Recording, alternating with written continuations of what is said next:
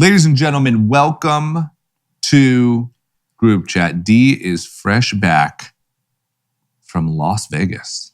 I am back and I got some stories to share. You definitely have some stories to share and I can't wait. I mean, this is really a trip down, I guess, memory lane, but also like current lane. I mean, what is going on in the world of the clothing business and clothing trade shows? Obviously, I want to know what's going on just in Vegas right now anyway. Is it empty? Is it packed? All of the above. But like, you know, you went to trade shows, which we've been to many of, but I want to hear the state of things. Yes. So we're going to talk about that. We're going to give you all the inside info as well as we have a lot of really good news stories. We have a couple bags to report on. Big bag alert. Yeah, we got a lot to talk about. Who is ready? Woo! That's what I like. Okay, time for some group chat. Cash. Ladies and gentlemen, group chat. Cash. It's $1 trillion. Hot. Welcome home, Dee. Thank you. It's great to be back. You're really just living like a professional TikToker, huh? Well, you know, you got to make the rounds. You have to go to Vegas every 2 to 3 weeks. Wow.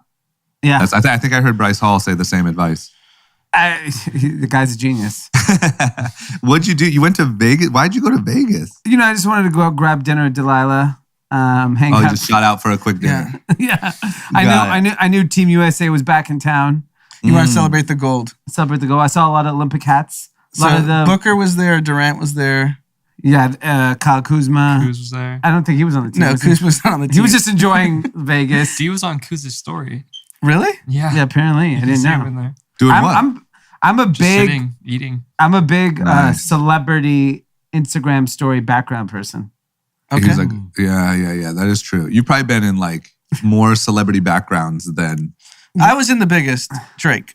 That's true. Let's be clear. Yeah, you hold the title. Yeah. You need add like up all my Obama. impressions. Yeah. You need Obama. D, you got to get in the background of an Obama pic. I know he's out in these streets, so that's not a problem. There That's you go. gonna happen. At least they'll recognize you because you don't need masks around Obama. Did you need a mask in? Yeah, that's true. Damn it.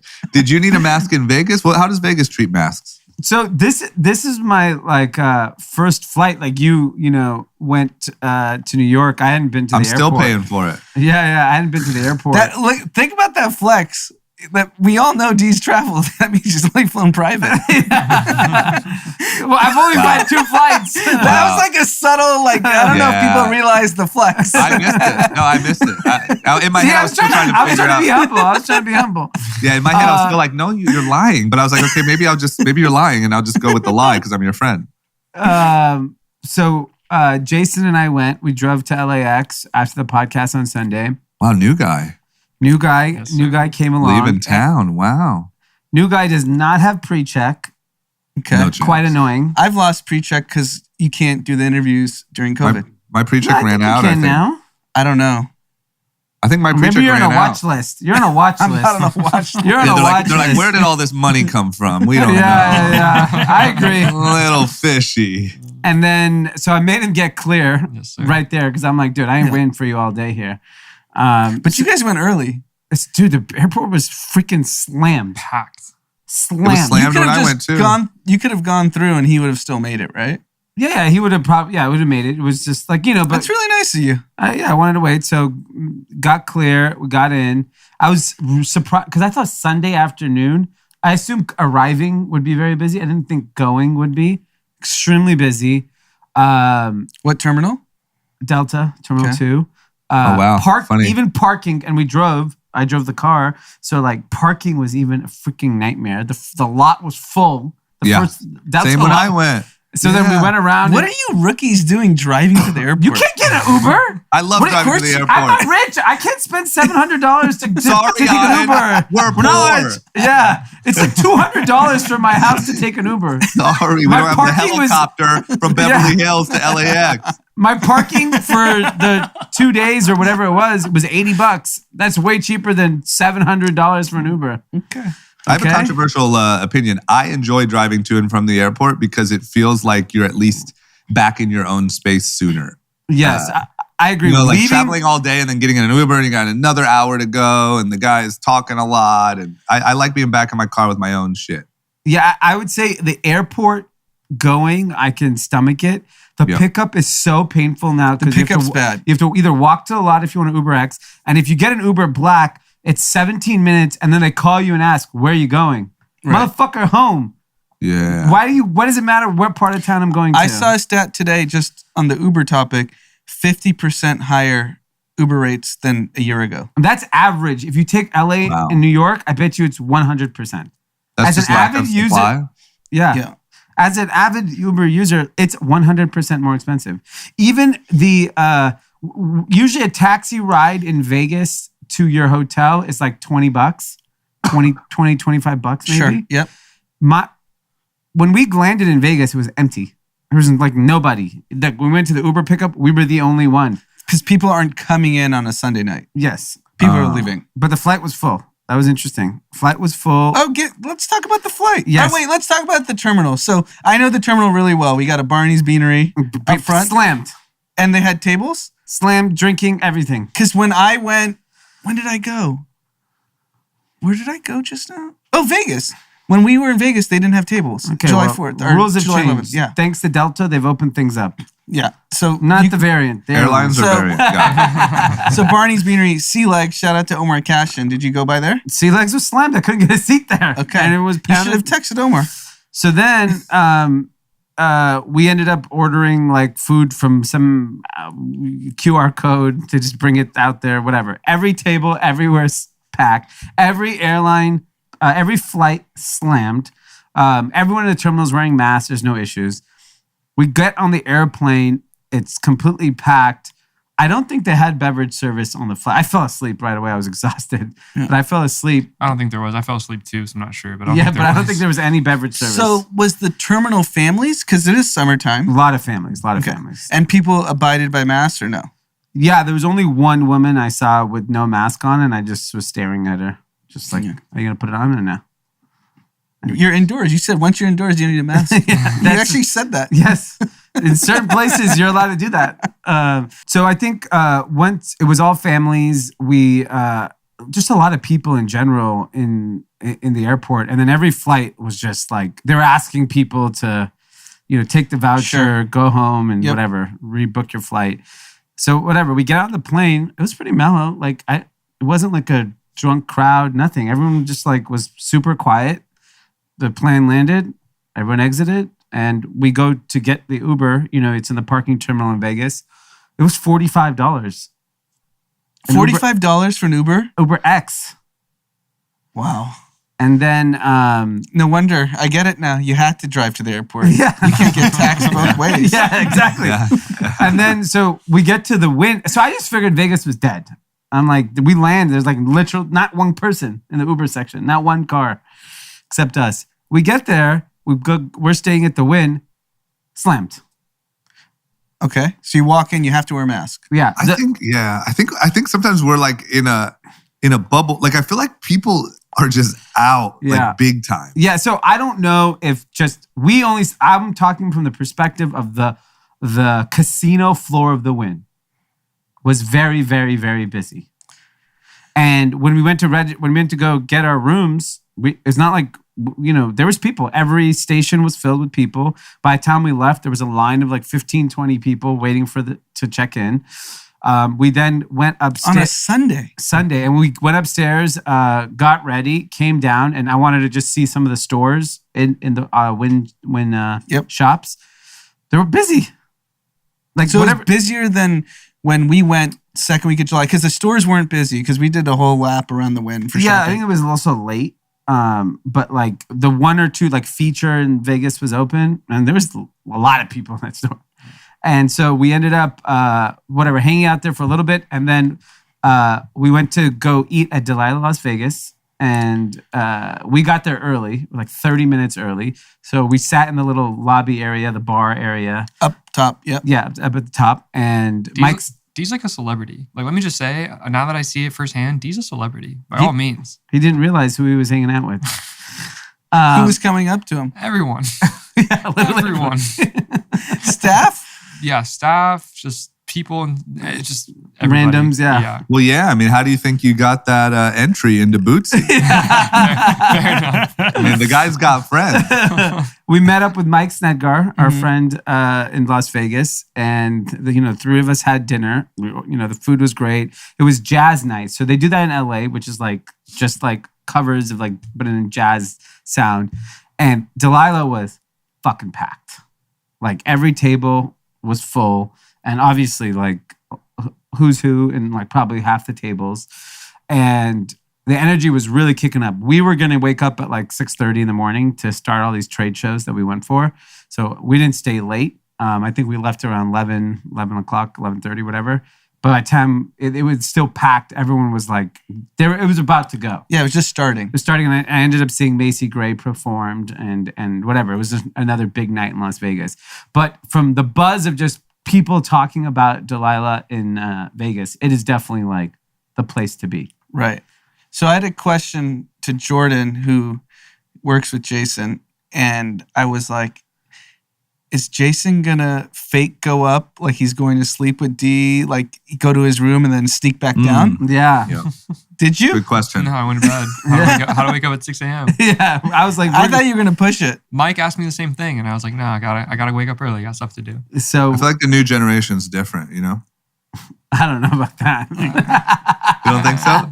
You don't think so, Jason? Are you different? I thought he was gonna do a sneak attack. Like, oh yeah, I'm tired, Dee. I'm going to the room. Wait 15 minutes. No, Dee's already passed out. And then just book a taxi. Experiment right Just now. run a taxi. Maybe if Delta wasn't Throw the like chain on. running rampant through Vegas, maybe. But as a precaution as COVID as well, I was like, no. Yeah. So we then go, wake up early and get to the Las Vegas Convention Center, which is deja vu. Like that's where this whole journey in fashion started for us in 2002. And obviously it's like a shell of itself. It's not the same show that it was, but we get there and it's like scorching hot as usual. Yep. And so there's the off-price show, there's the project show, and there's the magic show, there's a sourcing show. They're all spread out all over. So we start walking. We started all the way to the South Hall at the off-price show. Wanted to see what was going on over there. South Hall used to be where streetwear was. Streetwear was like a decade ago. Yes. Maybe 20 years ago. Yeah. And that show was very quiet. Like there's not a lot of people, but interesting. Just wanted to see, walk around. Then we went to Project. Project had a lot of energy and actually a decent amount of buyers. Project Magic Men's and Project was all into one area. And there was people like I saw like the usual suspects in the industry, people I've been seeing for like 20 years.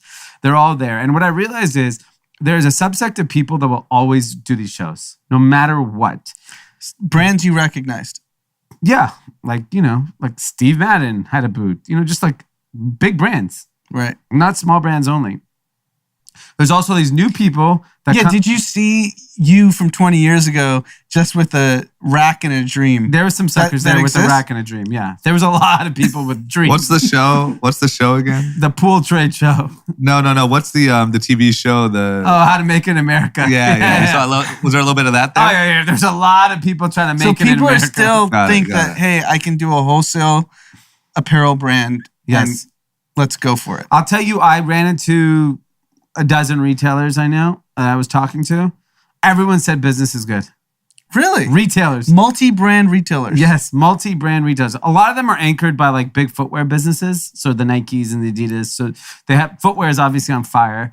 But everyone I talked to, like, no one said their business was bad. And they're usually pretty fucking honest. Yeah. I think the retail finally had a moment. Did you run into our Lebanese crew of retailers? I saw them all. I didn't get a chance to say hi to them, but I saw them all. They were still roaming the grounds. the whole crew. Wow. All of them. So good old fashioned retail clothing business is alive and well. Yes, like you have, a strip mall store. Like you were there.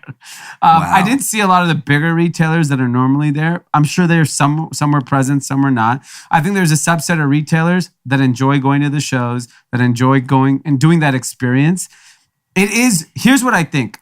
What I walked away from, the show is not what it was. Obviously, it hasn't been like that in 5, 7, 8 years.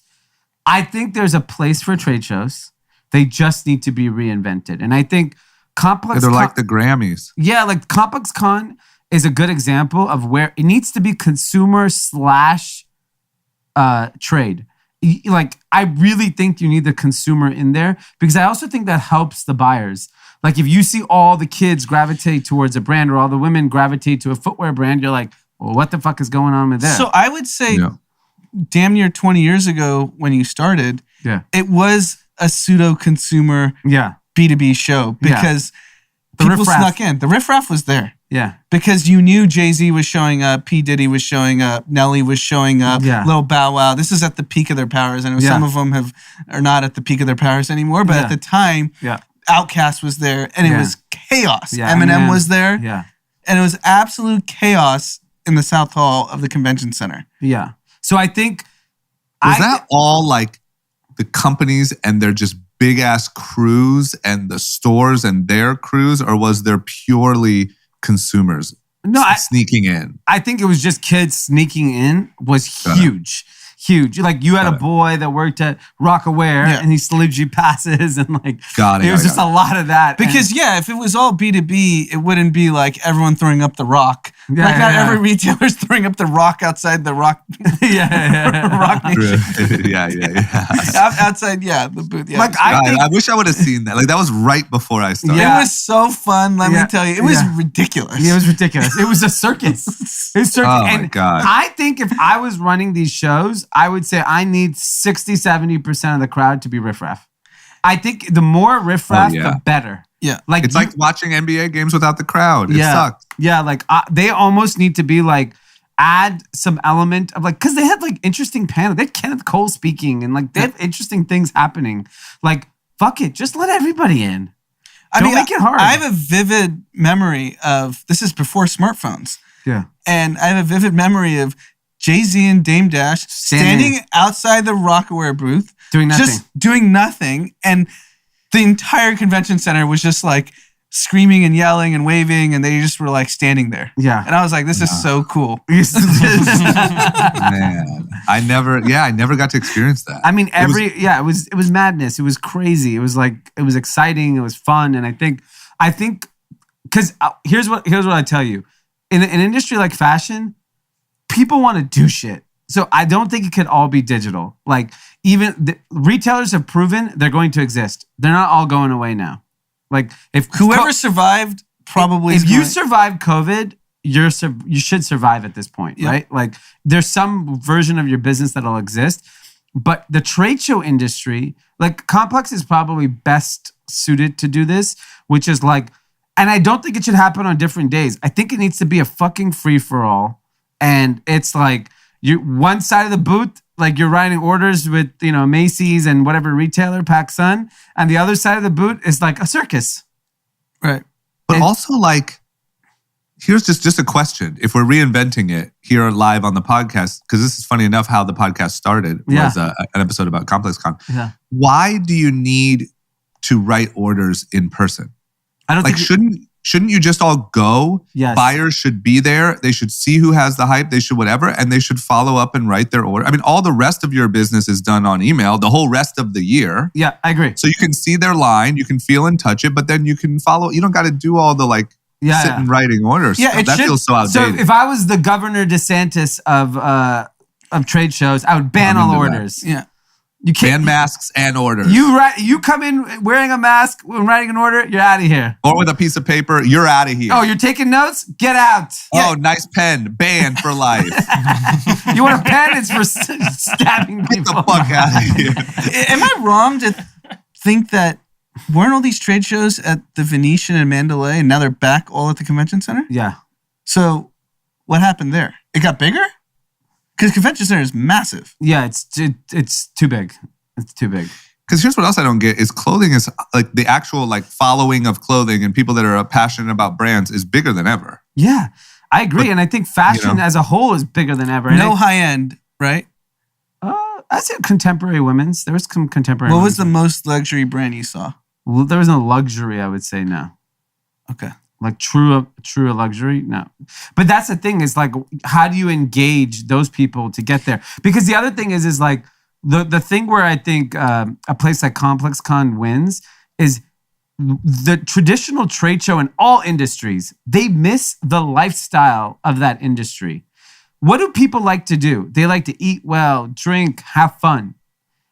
Your trade show should reflect that. So like, still like at the convention center, the food sucks, right? Like, Yeah, you're that's so stupid. like yeah. there's a Starbucks and there's like 7,000 people in line because it's the And a hot only thing. dog. Yeah, and they're like, and the hot dog from 6 years ago that still is Yeah. unsold. Streetwear hot dog. Streetwear. So, but like, go get. There's in the best food in the world in America is in Las Vegas.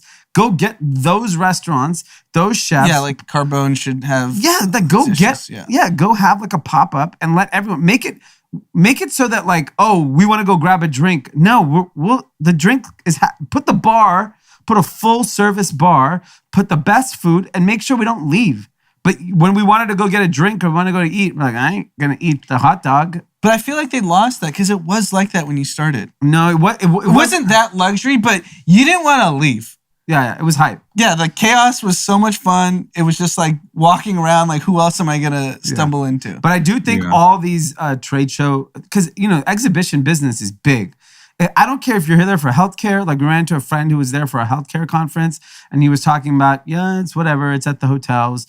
Like, why not make these people all have money? Make it nice. Make it fun. Yeah. Yeah. So were the parties still there? Like, I don't know. For people who don't know, the Magic trade show, not only was it a clothing trade show, but it was accompanied by the best parties in Vegas until CES started becoming famous, right? Yeah. I think that's when I came in. My first one was Creative Rec and Hudson Jeans or whatever. Yeah. And those were like iconic, really fun. Yeah, you would go to clubs and Eminem would be performing, or Jay-Z, or Kanye West. We Kanye, saw Kanye. All these people would perform because they were trying to impress the buyers. Yeah. That they were trying to sell the merchandise to, and they would bring their talent and say, hey, Macy's buyer getting drunk listening to Jay-Z. Oh, that Rockwear order is now double. Yeah, exactly. By the way, get a picture, it's tripled. Right. And I think that cultural, I mean, I don't know. We left her. We were there only one day. I saw that there were parties on Tuesdays and Wednesdays. There was like the club parties, but it's just not at the scale, right? Because we don't have the entire industry. That industry, like a lot of the cool kids in fashion are doing Paris Fashion Week. Like in men's, all of a sudden Paris is important now. Yeah. And then in women's, Paris has always been important. So I think New York in September should be blockbuster because it's New York City and obviously it's still a fashion hub. There's a ton of brands, but I think the trade show industry is ripe for disruption. I think people want to go to trade shows. I don't care what they say about business travel. People want to go to Las Vegas and Miami, New York, and dick around at a trade show. Of course. Nothing is happening at these trade shows. There's a reason why Margaritaville exists. Plus, there is nothing better than a work excuse to party. Yes, exactly. That will forever in humankind be a business. And I think that's where we need to we should just, these people just need to mimic the lifestyle of their audience. If they like, everyone's going there to go eat gluttonous and party and drink, like the trade show should have that.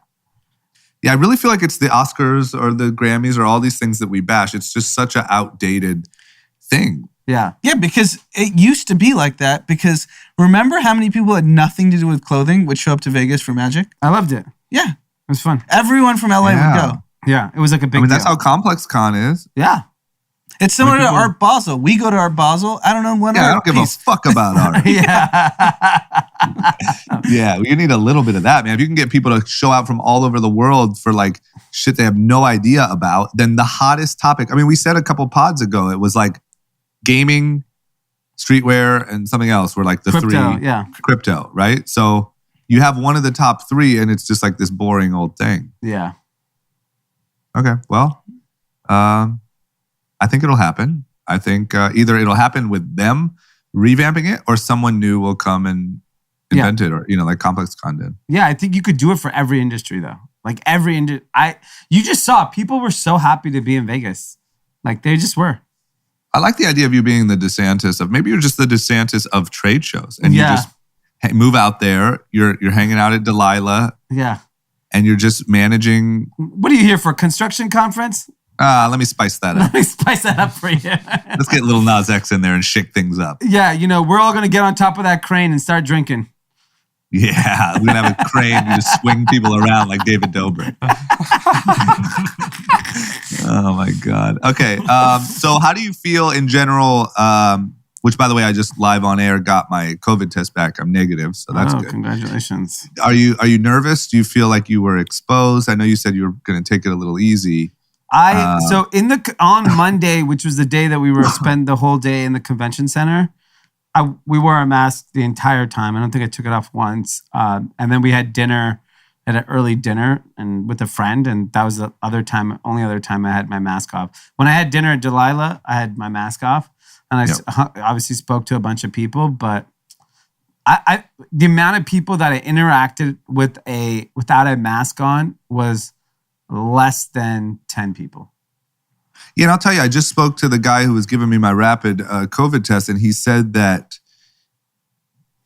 calls for tests are way up, positives are way up, but symptoms are like way more mellow.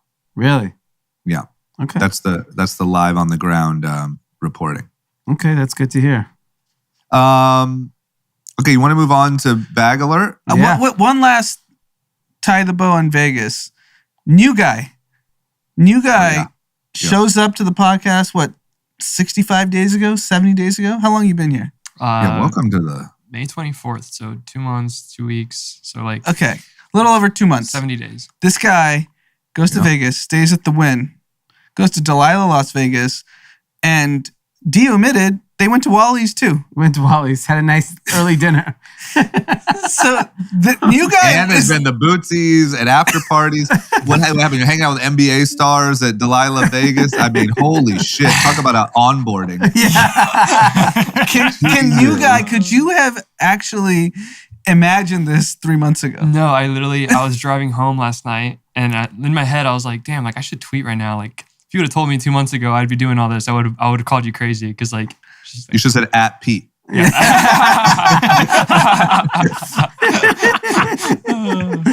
Yeah, no, it's insane. He was very grateful. He said thank you after every he tried to split meals and stuff. And funny. split meal. Good move, Good move, new guy. Hey, good try, man. You know what Good Mike try. Edgar said? He goes, the key is always reach. Just reach. Yeah. And he got to eat dinner with Mike Stedgard, who's like Vegas royalty. Yeah. And now Mike probably likes you. And if you come to Vegas and go to one of his properties, he's probably going to take care of you. Yeah. Look at You you. can hang out outside the door at one of his places you're in. Yeah. I'm out here. Guaranteed. He's like, hey, new guy.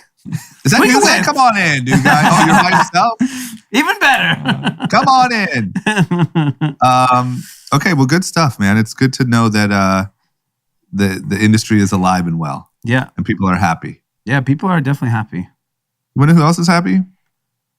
Michael Rubin. Because he's just raining cash. Good Lord. I mean, Bag Alert for good old Michael Rubin. Fanatics, his company, Yep. has some new investors, including someone you may know by the name of Sean Carter. Oh. And their valuation is now at $18 billion. So there you go. They are rumored to be doing nearly $3.5 billion in revenue. And they sell sports merchandise. That's it. I mean, he had a really big vision that I think was so underappreciated by everyone in fashion and in sports merchandising in general. So he pretty much, for the last decade has been consolidating all of these licenses under one roof. And this was such an obvious play now, but nobody was paying attention. And he basically became the centerpiece of sports merchandising. What do people have more passionate than sports? And I mean, you go to his website, you can't buy sports merchandising unless you go to his site. Sure. Can I ask you, what was the gap? With NBA merch, is the problem that it's not all consolidated under one roof? Yes, that was the problem. It. And and it's simplicity. The site is easy. Yeah. So if you like the Lakers and you want a sweatshirt, you can find it in 3 seconds. Yeah. Whereas before you couldn't. And he's manufacturing it, and he found the secret sauce because this is nuts. And so you're talking about this at the end of the day is an apparel business. Right. You can call it whatever you want, tech enabled, all that shit. He has an $18 billion clothing business. Hats for sure. There's hats and accessories too. But all he did was focus on consolidating because like if you're a sports fan, you're a sports fan of many teams and different leagues, and it's all under one place. $3.5 billion in revenue is no fucking joke. That's a lot of business. And, he's going to go into esports. He's going to probably go into every category that is fanatical. And he's out here. He's in the mix. He's in the mix. He's so culturally relevant. He probably owns half the company. I think he owns a lot because he was already rich when he started Fanatics. Wouldn't he sell his company then rebought it for nothing? Yeah, sold it to eBay. Yeah, and then rebought it for nothing and then built Fanatics. Yes. And do they manufacture the clothes? Yeah. So he just does a license with all these teams or with all the whatever properties, manufactures them all, and it's all e-com. And all the leagues have invested into the company. So they're incentivized by making sure he has the license and making sure he has all the access. That's really smart. He's a brilliant dude, must say, because this was ripe for anyone to, do, and he did it. And there's not a competitor. That's the crazy part. Yeah. They're actually, like you said, if you want to buy sports apparel, you're ending up on Fanatics. Yeah, there are people, obviously, like Young and Reckless had the NBA license, but like if you want a complete experience, you have to go to Fanatics. Yes. There's just no other fucking game in town. That's just such a mountain to climb to try to, he has so much stuff. Like you can do, like we did NBA, you could do NFL, but to like get all of that, that's going to be so hard to beat. College, I mean, yeah. And he freed Meek Mill, so yeah, he's doing all sorts of great work. Yeah, and he's friends with Jay-Z. He's friends with Robert Kraft. Has a nice boat per his Instagram. His Instagram is popping. Frequent yachts and private jets. Good for this guy. I really, you know what? I think he's doing it well. It seems like he's doing it well. He's very, very successful. He's enjoying himself, and he's also, it seems like, really like giving back to, the culture. Yeah. Yeah. So if he owns nearly half this business, this guy's worth $9 to $10 billion just on this, and he owns a decent portion of the 76ers. And by the way, like this is the pre-IPO round. Yes, it'll be like a $25-30 billion company. Yeah. I mean, I feel like the theme of this really episode is there's still money in clothes. Yeah. You just got to do it right. I mean, this is massive. If you think about some of the other apparels companies, who else is worth $18 billion? Phil Knight. Sure, Nike, but like Zara. Yeah. Yeah, but Zara. you're now entering this trajectory. Yeah. I mean, in modern clothing, there's no one richer. Who's richer than this guy in modern clothing? But maybe when the Shein founder goes public. I don't know. He's richer. But we don't know how much he owns. He probably has, I heard he's barely taken any capital. I think that guy's. So let's say, but that's a $20 billion, $30 billion company as well. I think more. I think they did $12 billion in revenue last year. I also heard 5. That's the problem. It's like, but both of these guys, there's a 10-year-old business. That's a 10-year-old business. These are the two guys that have. Yeah. There's a big number. At Fanatics, I mean, Shein has competition. This guy has none. Fanatics is 10 years old? I mean, this version of the business is probably 10 years old. I mean, GS1 Commerce was the company he started. He sold to eBay and bought it back. I don't know when he bought it back and went on this route, but. Good for him. Yeah, it's wild. Okay, well, there you go. Today's bag. Yeah. Brought to you by Michael, what's his last name? Ruben. Jeez. I kept almost saying Gruen, who's like the TikTok manager. Yeah, not the same level. Come on. Not the same thing. Different. There's levels to this. Michael Gruen manages like Josh Richards. This guy's $18 billion I understand. Okay, let's talk about. You want to talk about cars? Mm-hmm. Speaking of bags. Yep. What's going on Pebble Beach? There's like a car thing going on, and we have, we love our lists here on group chat. We have the 5 most expensive cars that are selling at Pebble Beach. So let's stay in the theme of bags. And what do we got? So this is like a annual thing. This is like the richest weekend in Pebble Beach, Monterey Car Week. It is where people, the ultra rich, come to buy like mega supercars, basically. And 1,000 vehicles are expected to come up for auction this week. Total sales are expected to reach 325 million. The CEO of Haggerty, the car insurance and collector service, says there's so much pent up demand for this product that they're expecting like just blockbuster numbers. So one of the cars that's up for sales is a 1995 McLaren F1, which originally retailed for 900 grand, is estimated to go for $21 million. Wow. What an investment. Like, who is buying this stuff? It's just every asset class is on fire. Yeah, cars. Fanatics. At least 115 vehicles are expected to fetch over $1 million. That's what it just, maybe this is kind of more normal than it seems, but it just continues to blow my mind how there's two different worlds happening. Yeah, I mean, like there's like the eviction moratorium issue that we're talking about. 18% of people over past due on rent, and then we're talking about like $20 million cars. That like the pent up demand is so high. 1970 Porsche 917K estimated to go for $15 million. 1962 Aston Martin DB4 expected to go for $11 million. 1959 Ferrari 250 California expected to go between 10 and 12 million. 1998 Mercedes-Benz AMG CLK GTR expected to go for $8.5 million. This is nuts. These are small businesses, one car. So they're not driving them. They just go store it and take pictures. I'm sure people are, let's go get coffee. I'd say mostly. I say you store it and take pictures, and I'd say once a year you take it out for coffee. Yeah, you go drive down PCH. And everyone stares. Everyone stares. But you've seen those like auto galleries of the mega rich. Yeah. And there's like a staff to just like make sure that there's no dust on them every day. I think it's one of those. I could see Rob picking up a car. Dyrdek. Rob Dyrdek? Yeah. Maybe. So Jay Leno must be filthy rich because doesn't he have like 300 Porsches. cars? Yeah. Yeah. I think he's filthy rich. He is filthy rich. Filthy rich separate from his earning as a media guy. Yeah. I'm saying his car collection because he was doing this when it wasn't at these prices. Jerry Seinfeld too. Yeah. Yeah, I think it's like an art collection. Yeah. Speaking of store of value. Yeah.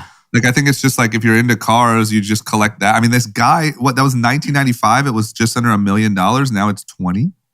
It's insane. That's an incredible investment. Yeah. Jay Leno's his car collection has to be like up 2,000%.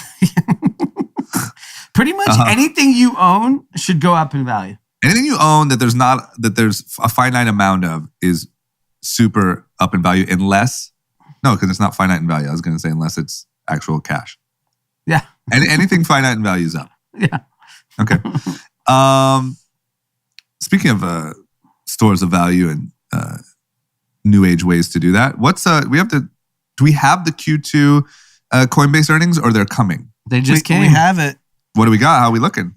It's on fire? Absolute monster quarter. If you want to talk about a business when we're in the era no one makes money, this is a different Let's animal. hear the numbers. Hear the numbers. This is in a quarter. This is not a year. How big is a quarter? How many days is in a quarter? 3 months. Okay. 25. So in 3 months, they were expected to do 1.85 billion in revenue. They did 2.23 billion in revenue. When you talk about beating earnings, that's beating earnings. Trading volume. They were expected to do 380 billion in trading volume. They did 462 billion in trading volume. They were expected to have 63 million verified users. They had 68 million verified users. They had 44% quarter over quarter monthly transacting users. They have 9,000 institutions, 1.6 billion in net income, 80% operating margin. And what is the stock doing in after hours? Flat. Down now. Are you kidding? I literally in my head as you were saying this, I was like, damn, I haven't put any money into Coinbase. Well, great time now. Too late. It's down a couple bucks, but they're about to have the call. So I don't know if the call is when you'll see movement. I'm telling you, man, if you're making money, Not interested. Not You're not trying interested. hard enough. I'm telling you, this is not financial advice. Give all the disclaimers if you're going to use this clip, Jason. Give it all. This is not financial advice. This is probably the most undervalued stock in the stock market. Yeah, I think this is a massively undervalued stock because people are just nervous about the crypto industry and what that means, and institutions and big players don't understand how to get into it. Like, this is, if you go 10 years, they're 9 years into the company, I believe, 10 years into the company, Coinbase is, they're outpacing Facebook on every metric, revenue, profits, margin. It's not even close. And this is such an obvious trade, in my opinion. This is the gold standard in the United States. They're working lockstep with regulators. We talked about on the last pod how the infrastructure bill was trying to throw in crypto legislation, and then they actually had to reverse course because so many people called their local senators like me complaining. And this is it. It's mind-boggling that institutions and fund managers don't get it. I think they do. There's a lot of everyone's in this stock. If you look at their largest shareholders, it's all the big players. I'm saying like the market value, the market cap is massively undervalued. So let's just say it does, $5 billion in EBITDA this year, right? Mm-hmm. Does that seem fair? They probably will do a little more higher, I would guess. Let's just be conservative, 5. So at 56 billion, whatever we think the market cap is, that's 10 times earnings. Yeah, that's a mature retail business. Yeah. This is a company that's going to go from 5 billion of EBITDA to 10 billion of EBITDA to 20 billion of EBITDA to 30 billion of EBITDA. Yeah. You have to price in growth, and that's what the market's not getting. So do you think, just playing devil's advocate, do you think the only thing that's holding the stock back is knowing Coinbase fees to trade are very fucking high? And that's why I'm making so much money. So the only thing, in my opinion, that could be holding the stock back, being objective, is that people know that that part of the earnings is going to decrease. Is that you are going to get lower and lower. This is a commodity at the end of the day, trading crypto.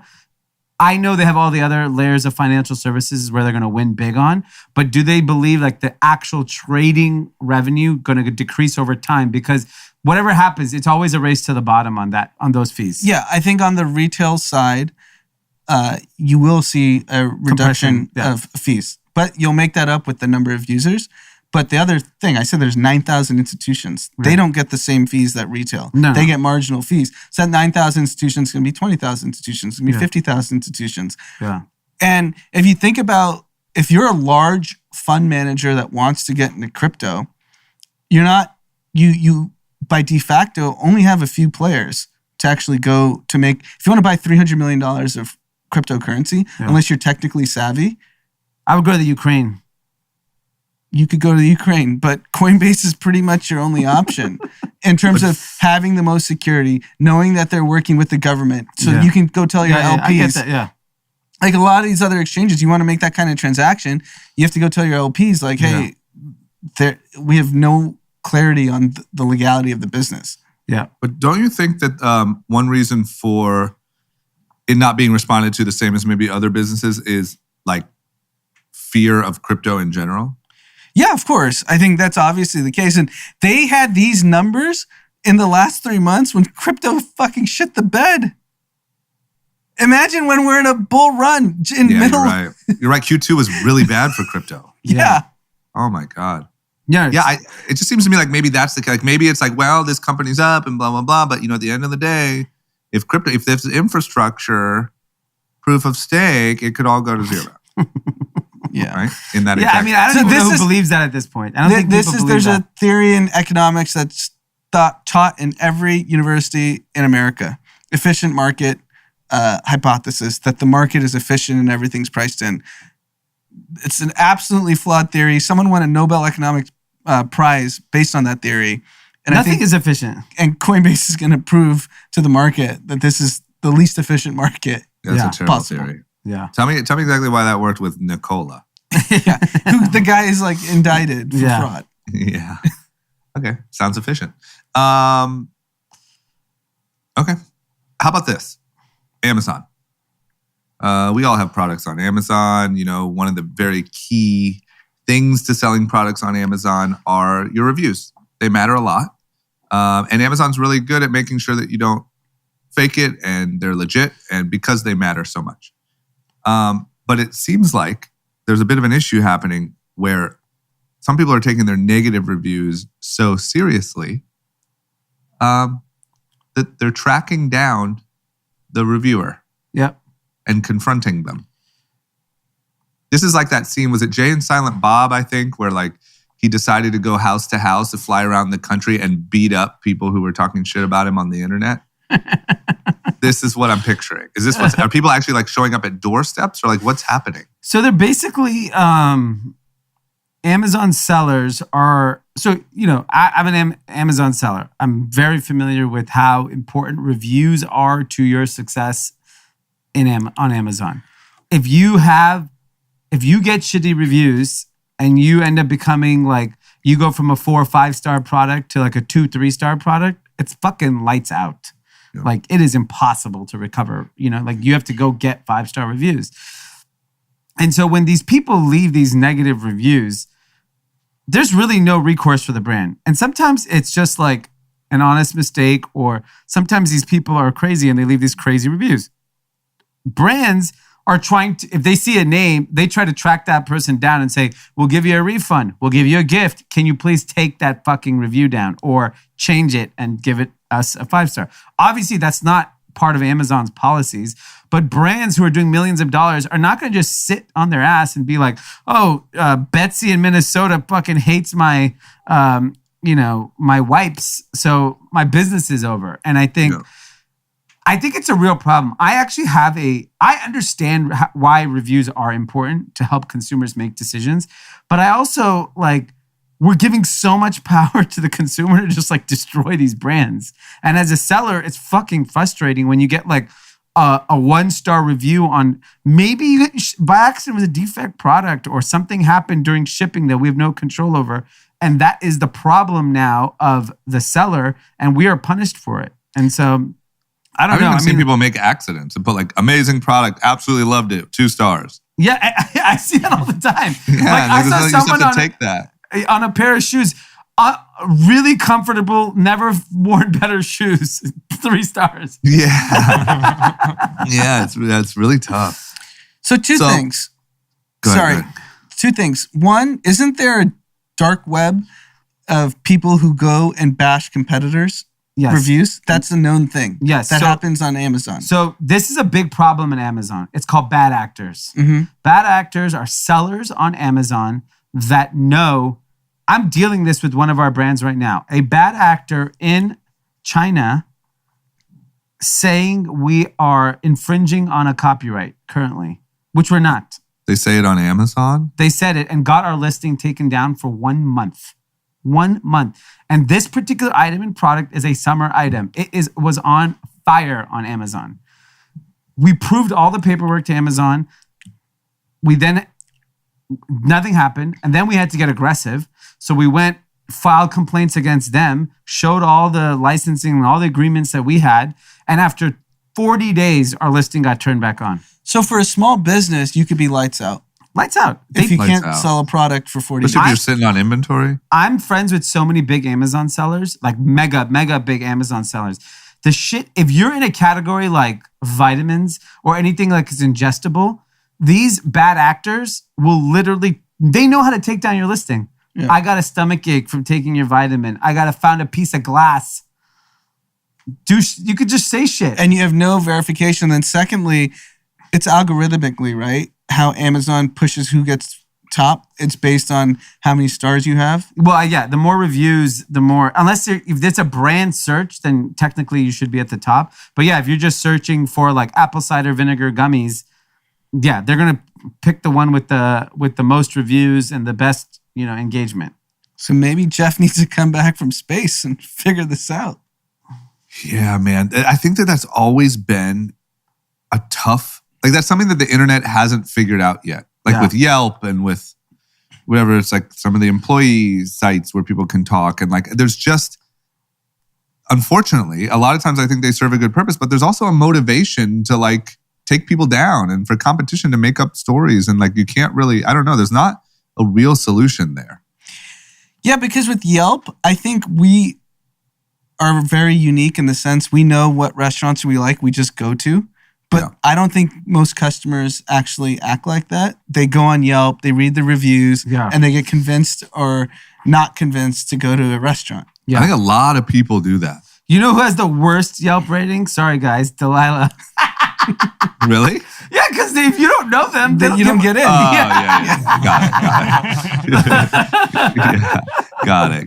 Yeah, that makes total sense. I mean, they're above Yelp, but Yeah. I do think a lot of people still make their decisions that way. And a lot of these sites too, I mean, at least Amazon, it's very hard they make it hard to just go leave reviews. A lot of these sites, you can go leave a review for a product you never even got. Yeah, I'm impressed how many people used like the reviews or Yelp to make a decision. Like I like it to Yelp, you know my feeling on Yelp. It's the dumbest thing on earth.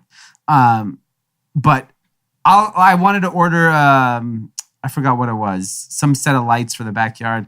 I read the reviews and they weren't even that good, but it was right for me. So I still bought it. Like everyone's situation is different. I think the solution has to be if you get some sort of accusation as an Amazon seller that's that draconian that they think they need to suspend you, they should give you 30-day probation. We'll keep letting you sell. Prove in 30 days that that's not valid because you can actually bankrupt someone. Yeah.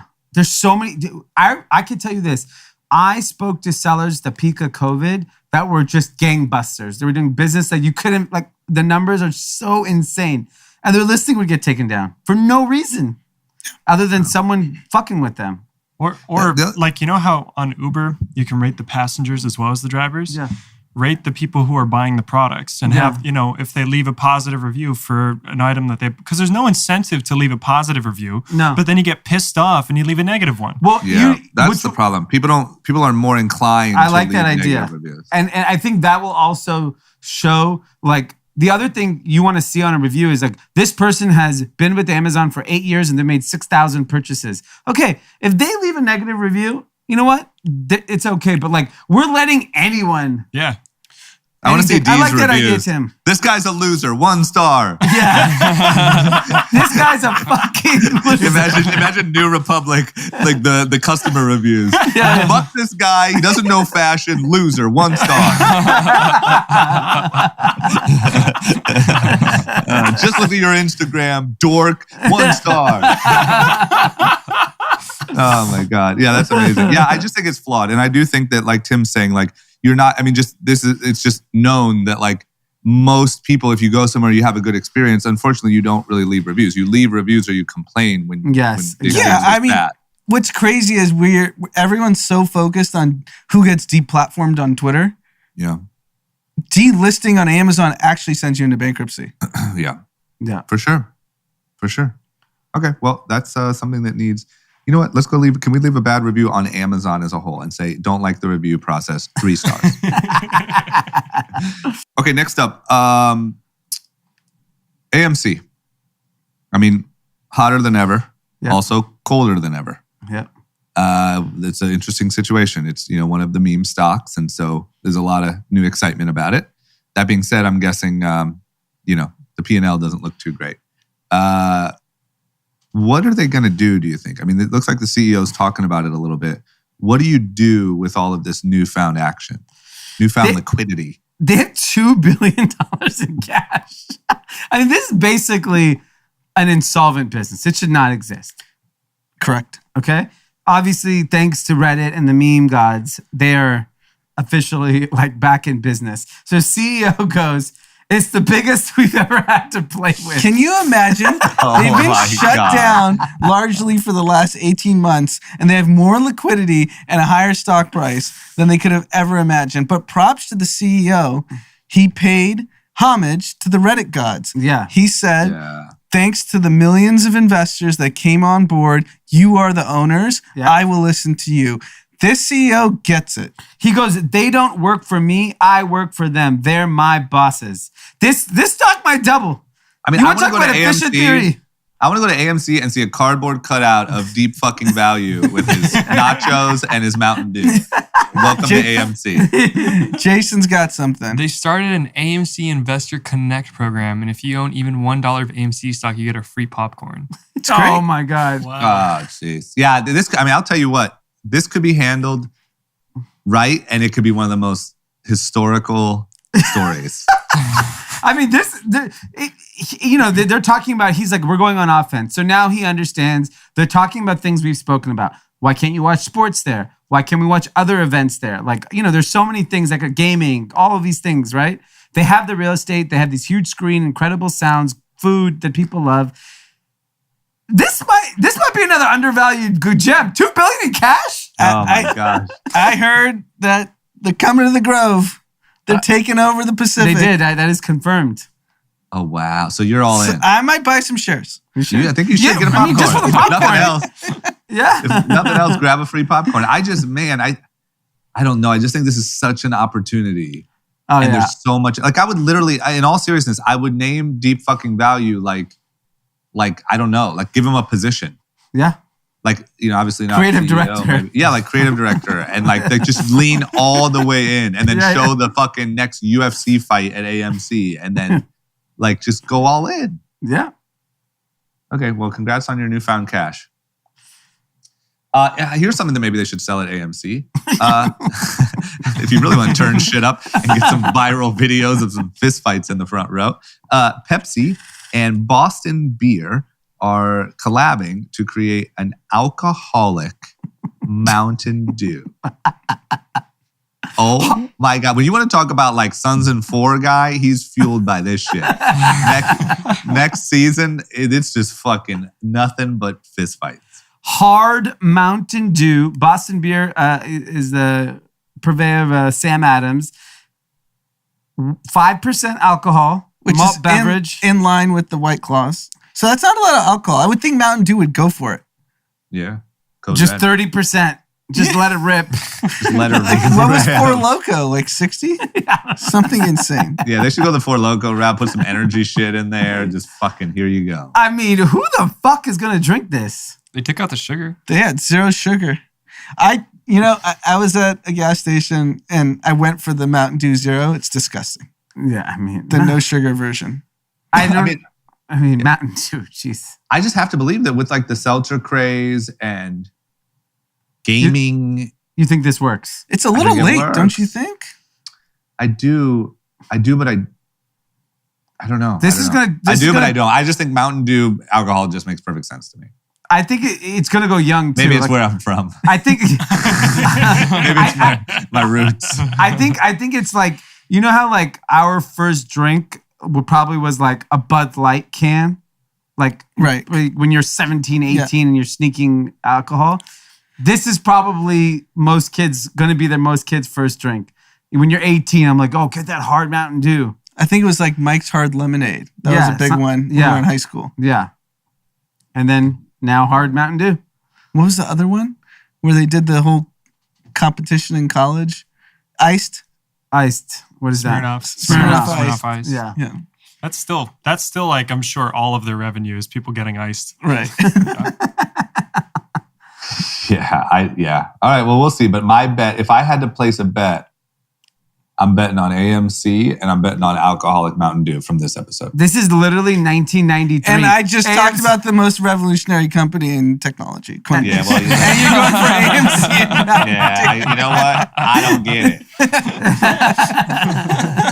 It doesn't make sense to me. My Anand. money, my stocks. All that internet money, I don't get it. What happens? That Mark Zuckerberg's a crook. Yeah, that Mark Zuckerberg's a crook. It's all fun and games till your internet goes out. By the way, AMC is a $16 billion company. Yeah, give me a break. Yeah, I'm in. Efficient market. For real. Yeah, tell Reddit about efficient markets. Yeah. Okay, we have to touch on this real quick. This is the big mainstream story of the day. And so, I don't of want course, to touch on nothing You know what? for this topic. Very poor choice of words on my part, and I would like to take that back. We have to talk about and only talk. Do not touch on anything about the biggest story going on today. We are a news. We are journalists, so A reputable here we are. news source. We are a reputable news source. So here you go. Cuomo, Andrew Cuomo. he has officially given up his fight, and which I think is good. Just for the record, don't come after me. And he's resigned. And the new governor of New York's name is Kathy.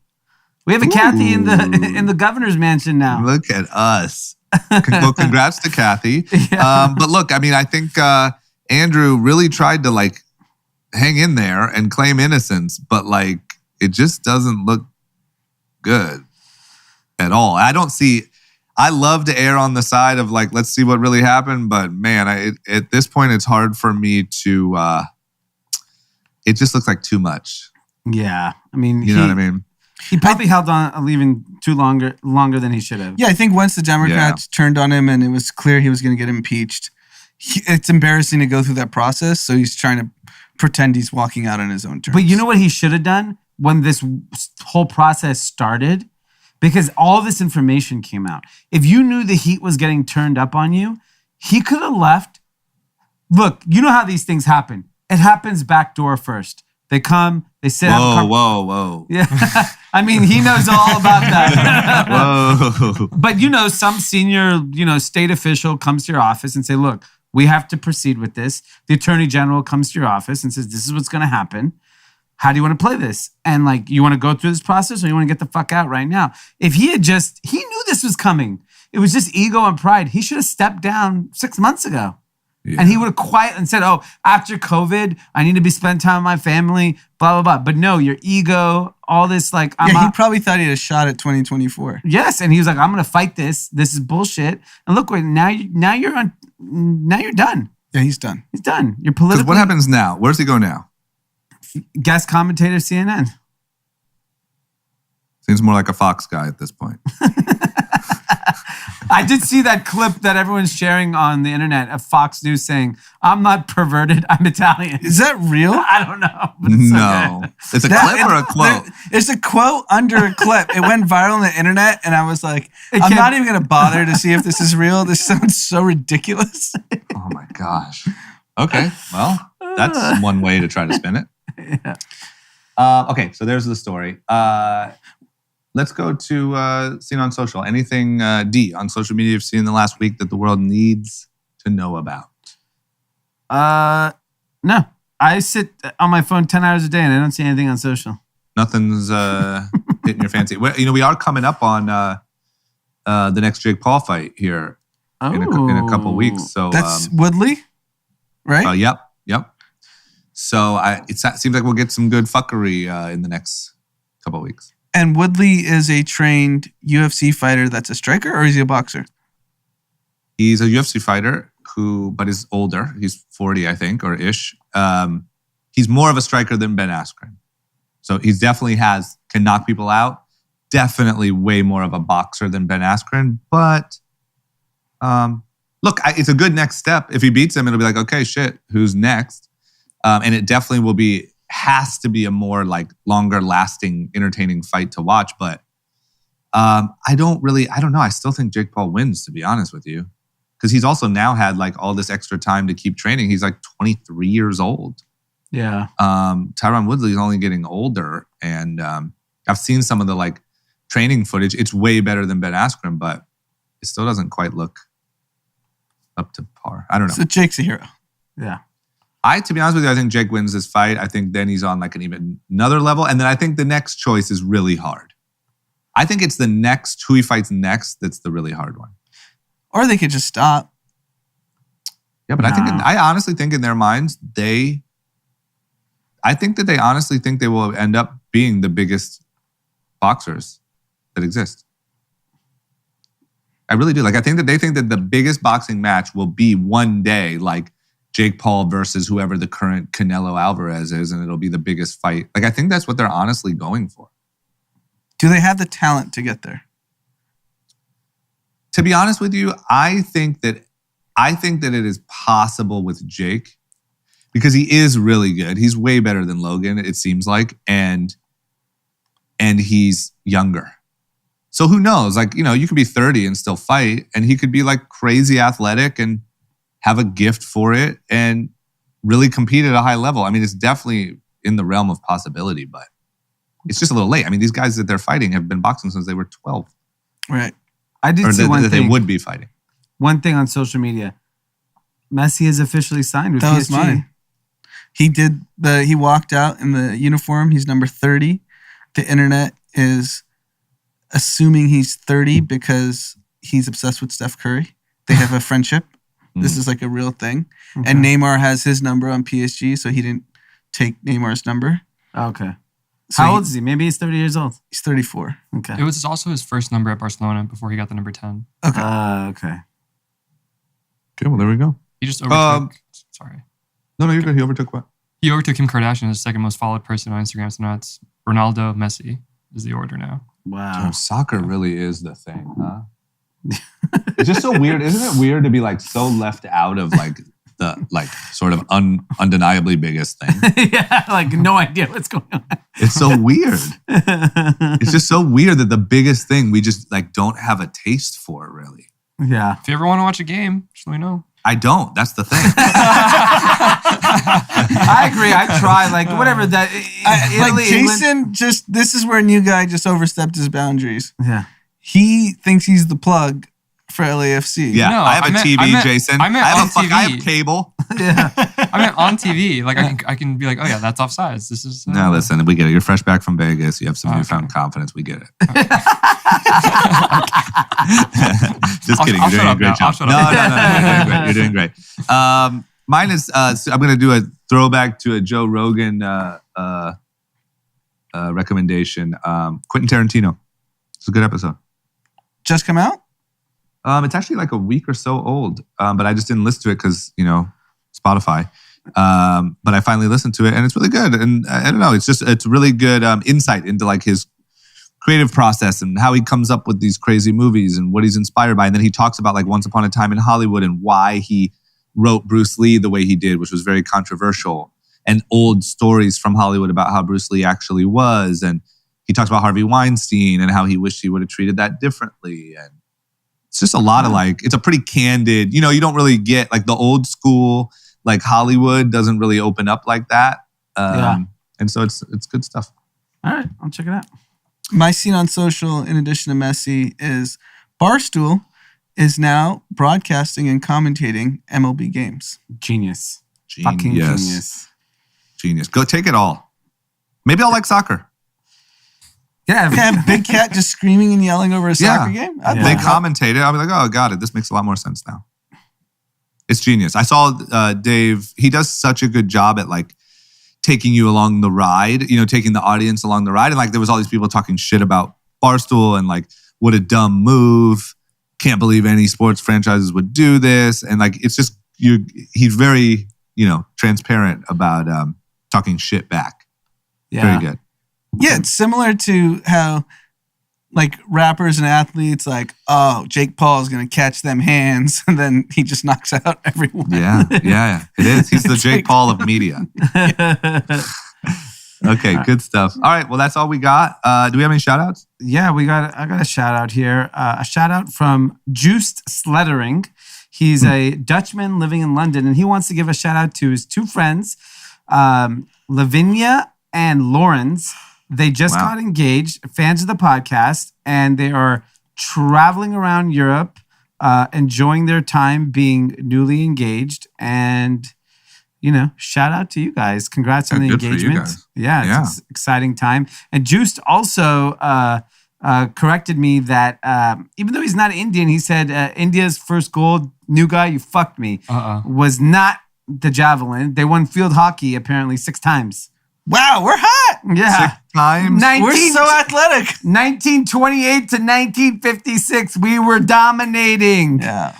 Wow. So you just haven't won since the 50s? I think we snuck one in 1980 also. Wow. Okay. So maybe All right, it was well, good. individual gold. Yeah, javelin's a good start to athleticism. Now you can just throw far. Yeah. Now you need to be a little more precise. Yeah. Yeah, and put a football in your hand instead of a javelin. Okay, good. Well, thank you, Juiced, and shout out to you. And thanks for the international downloads. Yes. We also have a shout out. Olivia Gillies wants to shout out Jeffrey Wilcox from Bozeman, Montana. His birthday is August 10th, which is today. So happy nice. birthday. Happy birthday. Oh, I have one more. I have one more birthday shout out to Pablo Coppola.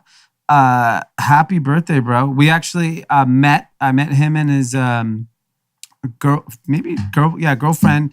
I think like a few years ago in the office, and then we met in Scottsdale a few years back when I was there for a run. Oh, There So you go. happy Shout out to birthday, you. Pablo. Happy B-Day, Pablo. I have a third birthday shout out on behalf of Denise Hernandez. Just happy birthday to Sean. Smart, kind, and all around amazing person. Sean likes to stay low key for his birthday. So I've made it my mission to do the complete opposite, starting with this shout out. Happy 37th birthday, #Leo. Awesome. There you go. Happy birthday. Happy birthday, Sean. Yeah. Okay. Well, there you have it. Thank you guys. That's all we got. We'll see you Thursday.